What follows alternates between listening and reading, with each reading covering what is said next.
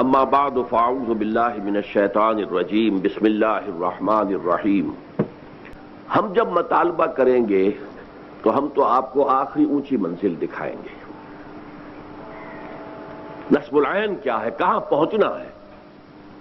اب یہ کہ کون کہاں تک پہنچ سکے گا، یہ انفرادی محنت پر ہے، انفرادی مشقت پر ہے، مزید برآں شاکلہ پر بھی ہے۔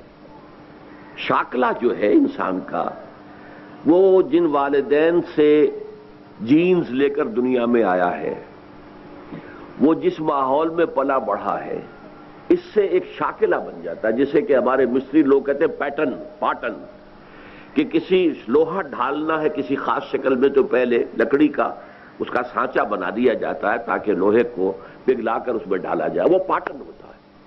تو ہر انسان کا ایک پیٹرن جو ہے، انگریزی میں اسے پیٹرن کہتے ہیں، وہ ان کے جو مستریوں کی زبان پاٹن ہے، تو وہ پاٹن بنا ہوتا ہے، اس سے آگے نہیں نکل سکتا آدمی۔ حضور نے اسی لیے فرمایا کہ خیارکم فی الجاہلیت خیارکم فی الاسلام۔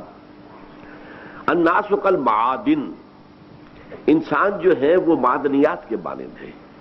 ایک سونے کی معدنیات ہے تو اس کو صاف کریں گے تو سونا بنے گا، ایک چاندے کی معدنیات ہے چاندی، اسے کتنا ہی صاف کر لیں چاندی بنے گی، سونا تو نہیں بنے گا نا، وہ تو معدنیات کا ہے۔ تو ہر انسان جو ہے وہ ایک خاص قسم کی معدنیات لے کر دنیا میں آیا ہے، لیکن اس کے سامنے جو ہے آئیڈیل ہمیں رکھنا ہوگا، یہ ہے منزل، ادھر تمہیں آگے، اور پروگریس کرے گا انسان اپنے پیٹرن کے اندر، اس سے نکل نہیں سکتا۔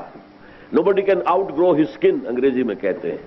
میں اور موٹا ہو جاؤں، پہلے تھا اب ذرا کم ہو گیا ہوں، لیکن اگر اس سے بھی زیادہ ہو جاتا تو کیا ہوتا، میری کھال اور کھنچ جاتی، وہ کھال سے باہر تو میں نہیں جا سکتا تھا، میں کھال ہی۔ تو اسی طریقے سے انگریزی میں کہتے ہیں you can't outgrow your skin. تو وہ پیٹرن میں بھی انسان رہتا ہے، اسی پیٹرن سے حساب ہے اللہ کے ہاں۔ یہ لا یکلف اللہ نفسا الا وسعہا، ابتدائی تقریر میں عزیزم عاکف سعید نے آپ کو اس آیت، تو یہ انتہائی اہم آیات میں سے قرآن کی بار بار آئی ہے کہ ہر شخص کے پیٹرن کے حساب کے اعتبار سے حساب لیا جائے گا۔ وہ اندھے کی لاٹھی نہیں ہے کہ وہ سب کے لیے برابر ایک معیار ہو، نہیں، بلکہ یہ ہے کہ اللہ تعالیٰ ہر ایک کو وہاں پر جو ایسس کرے گا، وہ ایسس کرے گا میں نے اس کو دیا کیا تھا، میں نے اس کو جینز کون سے دیے تھے، کن سے اس کی طرف جو ہے وہ جسم بنا تھا، کس حال میں نے اسے پیدا کیا تھا، اسے میں نے دارالکفر میں پیدا کیا تھا، دارالاسلام میں پیدا کیا تھا، یا دارالخلافہ میں پیدا کر دیا تھا۔ تو اس حساب سے انسان کی ذمہ داری زیادہ ہوگی یا کم ہوگی۔ تو اس پہلو سے قرآن مجید کے اندر جو بات ہے، ان اللہ اشتری من المؤمنین انفسهم واموالهم بان لهم الجنہ، یہ ایمان کا بنیادی تصور ہے، اللہ ان اہل ایمان سے ان کے جان اور مال خرید چکا، اب اس کے ہے ہی نہیں، اب تو یہ اللہ کی امانت ہے اس کے پاس، جب مطالبہ آئے، اور مطالبہ نبی کی زبان سے آئے گا، تو اسی لیے ان الذین یبایعونک انما یبایعون اللہ، اصل میں تو بیعت اللہ سے ہے۔ ابھی آپ نے کہا ہے کہ میں اللہ کے دین کے لیے خرچ کروں گا، کھپاؤں گا، لگاؤں گا، ہاں آپ نے اطاعت کی بیعت کی ہے میرے تنظیم سے، جو یہ کہیں گے وہ میں کروں گا، اور یہ اپنے ساتھیوں سے بھی مشورہ کریں گے اور یہ کہیں گے۔ تو یہ بات سمجھ لیجئے کہ ہر شخص کے لیے لا یکلف اللہ نفسا الا وسعہا۔ صحابہ سب ایک جیسے تو نہیں تھے، آخر ان میں رتبے کیوں ہیں؟ ان میں ایک وہ تھے اصحاب الصفہ جو ہر شے سے فارغ بیٹھے ہوئے، یہ گویا کہ ہم وقت کارکن تھے اس وقت کے، ان کی کوئی تنخواہیں نہیں تھی، کوئی لنگر نہیں تھا، کچھ نہیں تھا، کچھ صدقہ آ گیا تو کھا لیا، نہیں تو نہیں سے، وہ ہمہ وقت کارکن تھے۔ پھر اس کے بعد ایسے بھی تھے، اور جو عشرہ مبشرہ میں تو زیادہ تر وہی لوگ ہیں جو کاروبار بھی کرتے تھے، پھر عین وقت پر خرچ بھی کر دیتے تھے، خرچ کرنے میں بھی سب برابر نہیں۔ حضرت ابوبکر نے سارا لا کر رکھ دیا، حضرت عمر نے آدھا لا کے رکھ دیا، مقدار میں شاید حضرت ابوبکر کے سارے سے بھی کہیں زیادہ تھا جو حضرت عثمان نے لا کے رکھ دیا۔ لیکن یہ تو پھر انڈیویجول ہے، جیسے میں نے کل کہا تھا جتنا گڑ ڈالیں گے اتنا میٹھا ہوگا۔ اب یہ میرا اور آپ کا امتحان ہے، اسی لیے انفاق میں دیکھیے کس قدر اللہ تعالیٰ نے حکیمانہ انداز اختیار کیا ہے۔ یسألونک ماذا ينفقون، بھائی ہم سے کہا جا رہا خرچ کرو خرچ کرو خرچ کرو، کہاں تک خرچ کریں؟ قل العفو، کہہ دیجئے جو ضرورت سے زائد۔ یہاں پر آپ کو اختیار دے دیا، آپ اپنی ضروریات جو ہے ربڑ کی طرح کھینچتے چلے جائیں گے، یہ بھی ہونا چاہیے، یہ بھی ہونا چاہیے، یہ بھی ہونا چاہیے، یہ بھی ہونا چاہیے، تو آپ کا سارا وقت، ساری توانائی، ساری صلاحیت اسی میں کھپ جائے گی۔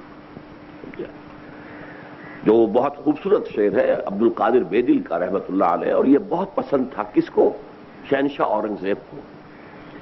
وہ شہنشاہ ہوتے ہوئے ٹوپیاں سی کر اور قرآن نقل کر کے اپنے ذاتی معاش لیتا تھا۔ دو ہندوستان میں بادشاہ ایسے ہوئے ہیں، نصیر الدین محمود اور اورنگزیب عالمگیر۔ لیکن یہ ہے کہ ان کو بہت پسند تھا یہ عبد القادر بیدل کا شعر، ہرس قانی نیست بے دل ورنہ درکار حیات، آنچ ما درکار داریم اکثرش درکار نیست۔ یہ تو ہماری ہرس ہے، تکاثر ہے، الہاکم التکاثر، یہ بھی ہو، یہ بھی ہو، یہ بھی ہو، یہ بھی، مکان چھوٹا تھا بڑا ہو، اور بڑا ہو، اور بڑا ہو، لہذا اسی میں لگ جاؤ گے، اسی میں کھپ جاؤ گے، ساری توانائیاں، ساری قوتیں، سارے اوقات۔ ورنہ یہ اصل میں ہماری حرص ہے، اس میں یہ ہے کہ اس کو کم کرو۔ شعر کا آخر کہا ہے کہ حرص قانی نیست، لیکن بے دل ورنہ درکار، زندگی گزارنے کے لیے آنچ ما درکار داریم اکثرش درکار نیست۔ جن چیزوں کو ہم نے سمجھ لیا لازمی ہے، وہ اکثر ان میں لازم نہیں ہے، یہ ہم نے سمجھ لیا کہ لازم ہے۔ وہ لازم چیزوں کا دائرہ بڑھتا جا رہا ہے، بڑھ کی طرح پھیلتا جا رہا ہے، اور ہماری ساری توانائیاں اسی میں لگ رہی ہیں۔ میرا ذاتی واقعہ ہے، میں اب 28 برس سے ایک مکان میں رہ رہا ہوں، 5 مرلے کا ہے، کیا ہے، وہاں کوئی بیڈ نہیں ہے، جدید کوئی بیڈ نہیں ہے، کچھ نہیں ہے، کوئی صوفہ سیٹ نہیں، کچھ بھی نہیں۔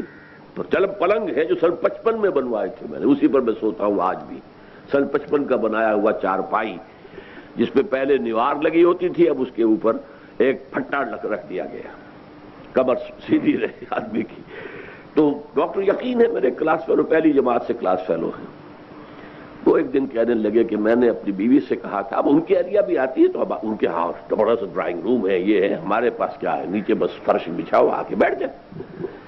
کچھ ایک چھوٹی سی جو ہے وہاں پہ رکھ دی گئی ہے بینچ سی، کوئی بوڑھی عورت آئے یا کوئی، وہ میرا تو کوئی ڈرائنگ روم ہے ہی نہیں، میرا ڈرائنگ روم میرا آفس ہے، جو انجمن کا آفس ہے اسی میں وہی میرا ڈرائنگ روم ہے۔ انہوں نے بہت کہا کہ میں نے اپنی بیوی سے کہا کہ زندگی تو ڈاکٹر اسرار کی بھی گزر ہی گئی ہے نا،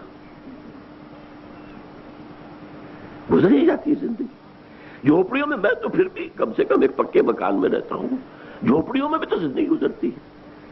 تو یہ کم سے کم کرنا، سکڑنا۔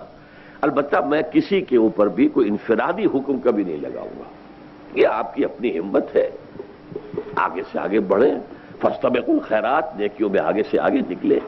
اصولی بات وہی ہے کہ تم اپنی زندگی کو سکیڑو، کیونکہ دھنسے ہوئے ہو، یہاں سے نکلو گے تو پھر یہ ہے کہ کچھ کر سکو گے، ورنہ کچھ نہیں کر سکتے۔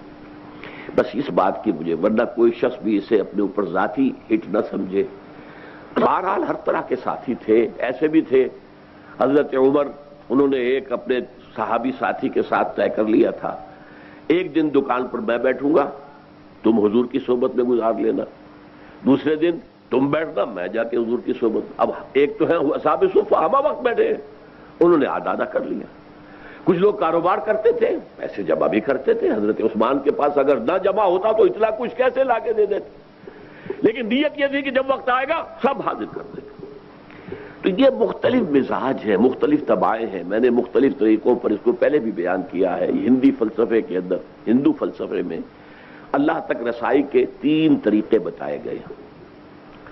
ایک ہے جنان مارگ، معرفت کے ذریعے سے اللہ تک پہنچنا، یہ عقلاء، فلاسفہ، حکماء، ان کا راستہ۔ ایک بھکتی کے راستے سے اللہ کے راستے پر، نیکیاں، ذکر، مراقبے، تپسیائیں، یہ بھکتی ہے۔ اور ایک ہے کرما مارگ، وہ کیا ہے، آدمی کوئی فعال ہے، کاروبار کر سکتا ہے، کرے کاروبار، لیکن اس سے اپنی اٹیچمنٹ ختم کر دے۔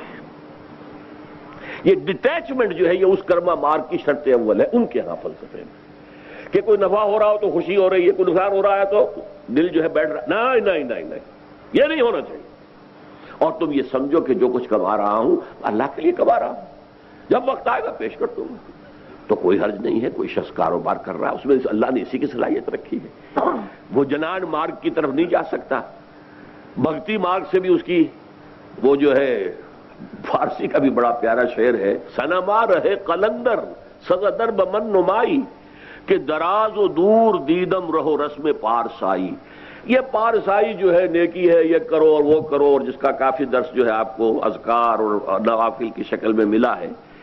تو ایک شاعر کہتا ہے اللہ مجھ سے یہ لمبا راستہ تو طے نہیں ہوتا کہ دراز و دور دیدم رہو رسم پارسائی سلما رہے قلندر سزدر بم. مجھے تو کوئی قلندرانہ راستہ بتا دے کہ بس تیرا ہو جاؤں اور تیرے ہی لیے، تیرے ہی عشق میں، تیری ہی محبت میں بس اپنی زندگی لگا دوں. تو یہ ہے مختلف مزاج اللہ تعالیٰ. اب دیکھیے ہم نے جو کام شروع کیا ہے یہ اصل میں کار رسالت ہے، یہ کار رسالت ہے.